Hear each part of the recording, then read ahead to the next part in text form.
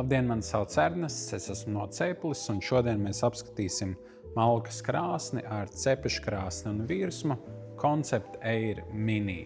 Pirms jau sāksim ar tehniskajiem parametriem. Platums 56,5 cm, dziļums 52,5 cm un augstums 97,5 cm.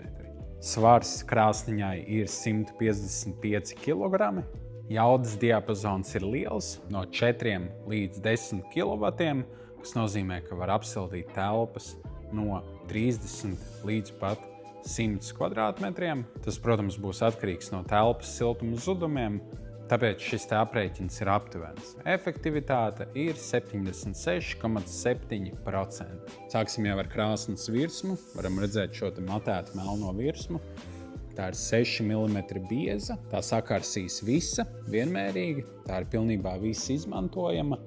Un šeit ir iespējams dūmvadu pieslēgums no augšas 120 mm, vai arī, ja jūs vēlaties atstāt vairāk virsmas gatavošanai, ir arī pieslēgums aizmugurē. Ir iespējams par papildus samaksu pārvērst par keramisko virsmu, līdzīgi kā keramiskās stikla virsmas elektriskajām plītīm.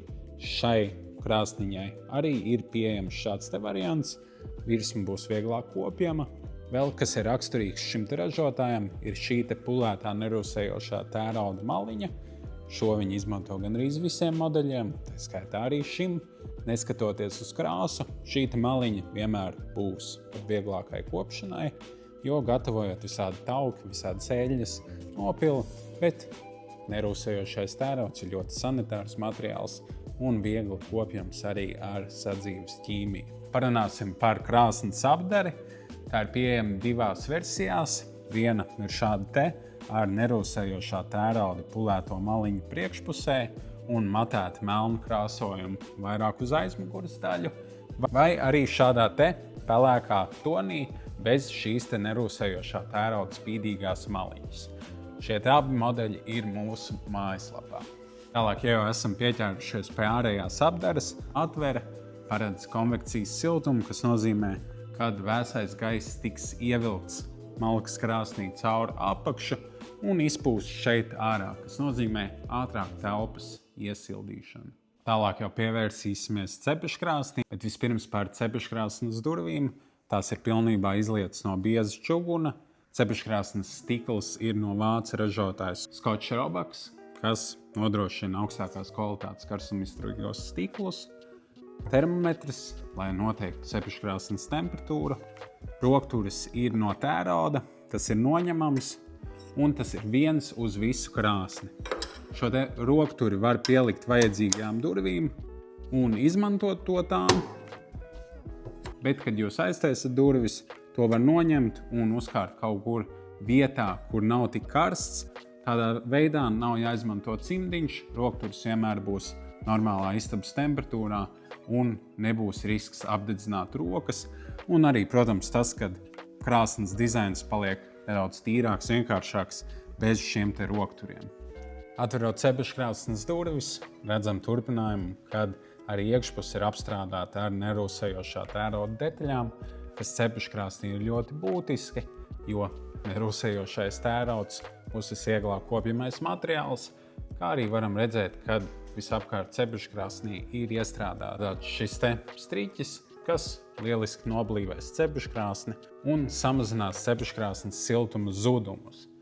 Tālāk jau skatoties pašā cepeškrāsnī iekšā, varam redzēt, ka tā ir pilnībā izveidota no nerūsējošā tērauda, jo es iepriekš minēju, ir visvieglāk kopjamais materiāls. Tīpaši cepeškrāsnī ir nepieciešama šī te sadzīves ķīmija, lai to tīrītu.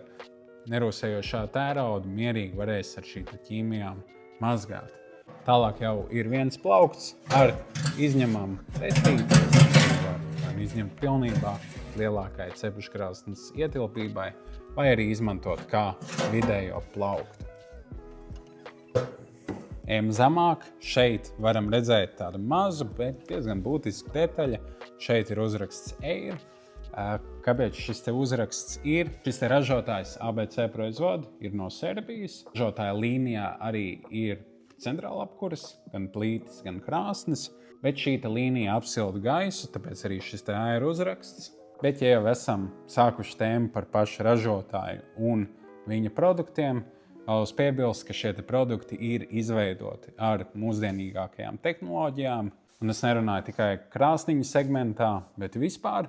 Tātad visi metinājumi, kas ir veikti šai krāsnī, tos pilnībā ir veicis robots. Visi griezumi arī, lāzera griešana ar ļoti augstu precizitāti, kas galu galā mūs noved pie produkta, kas ir izcils kvalitātes un ar ļoti mazām pielaidēm. Skatāmies uz dekamerces durvīm. Tās ir arī pilnībā tāpat kā cepeškrāsnes durvis izlietas no čuguna. Tas pats stāsts, kas cepeškrāsnī rokturis ir jāieliek šajā vietā, un tad mēs tās varam atvērt. Atverot dekamerces durvis, varam redzēt arī plīvējamo striķu šeit.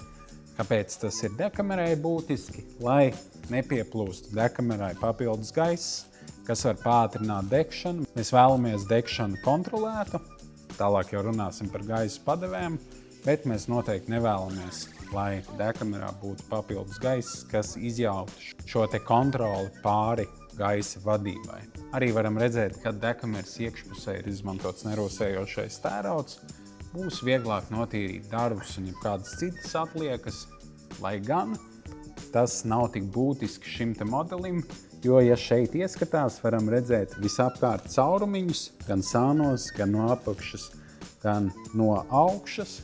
Šim modelim ir izcila airwash sistēma, viena no labākajām, kādas esmu redzējis. Tā vienmēr nodrošinās to, ka stikls ir tīrs, un pēc klienta arī teiktā, vienmēr tā arī ir.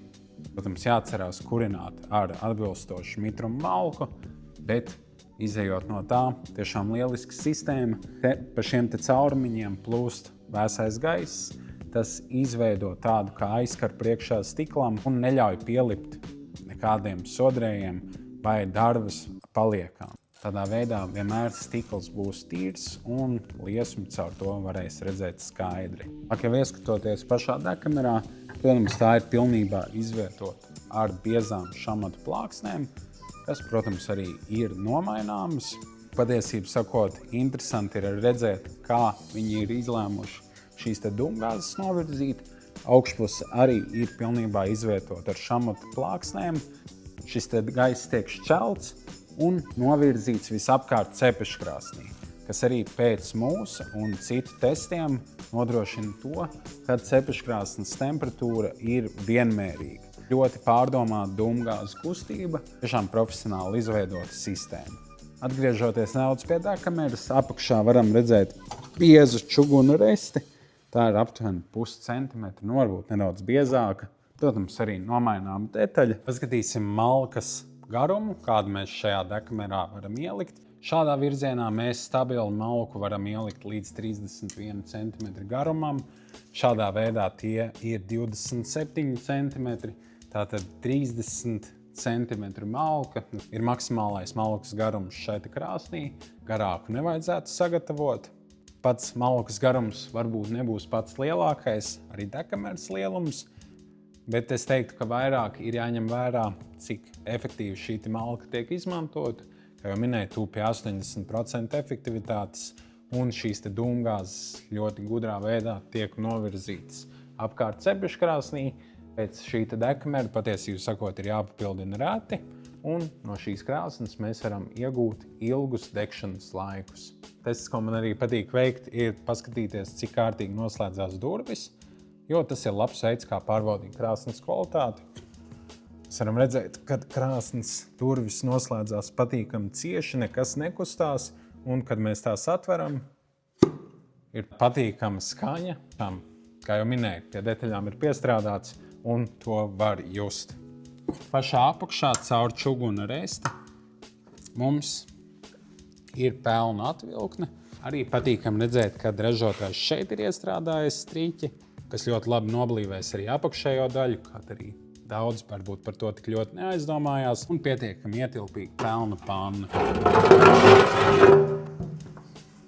Tālāk jau zem pelna atvilknes mēs varam redzēt divus kloķus, S un P. P apzīmēs primāro gaisa padevi, kas faktiski gaisu pievada caur čuguna resti pašai degkamerai. Šī ir gaisa padeve, ko mēs vienmēr vēlamies atvērt pie iekuršanas. Tā tiešām atvieglos iekuršanas procesu, padarīs to ātrāku un vienkāršāku. Tālāk sekundārā gaisa padeve mums arī ir atvērta iekuršanas procesā. Tā atbild par otrreizēju gāzes sadedzināšanu, kā arī par šo ērvašu sistēmu, kuras stāstīju iepriekš. Tā uzturēs mūsu stiklu tīru. Kad jau malka iekūrusies, primāro gaisa padevi mēs varam ciet un atstājam sekundāro gaisa padevi. To tikai varam ciet, kad ir degkamerā palikušas ogles. Bieži vien mēs redzam šīs gaisa padeves kaut kur uz durvīm. Godīgi sakot, šī, manuprāt, ir labāka vieta, jo krāsnes apakša pavisam noteikti neuzkars tik daudz kā krāsnes augšējās detaļas, kas arī nozīmē, ka mēs visas šīs darbības varam veikt bez cimdiņa un neuztraukties par apdedzināšanos. Un pašā krāsnes aizmugurē mēs varam redzēt, kur krāsnes paņem šo vēso gaisu. Varam redzēt arī karstā gaisa atvers šeit augšējā daļā, kā minēju, konvekcijas sistēmai, bet varam arī redzēt šo caurumu, kas ir būtiski modernām mājām. Šī ir ārējā gaisa pieplūde. Te var pievienot, lai krāsniņi ņemtu gaisu no ārienes, kas ir īpaši būtiski, teiksim, pasīvajām mājām, kuras ir hermētiski noslēgtas, un jūs noteikti nevēlaties, lai vēl papildus gaisu iztērētu krāsnes. Tā kā šī ir būtiska detaļa. Milzīgs paldies, ka noskatījāties šo video par konceptu Air Mini. Ja ir kāds papildus jautājums, droši sazinieties ar mums mūsu kontaktu sadaļā, mēs jums palīdzēsim. Ja vēlaties konkrēto krāsniņu apskatīties klātienē, kur arī pašlaik atrodamies mūsu izstāžu zālē, vai arī apskatīties kādus alternatīvus modeļus, vojiet informāciju mūsu kontaktu sadaļā. Pēc iepriekšēja pieraksta gaidam jūs ciemos. Paldies vēlreiz un lai siltums katrās mājās!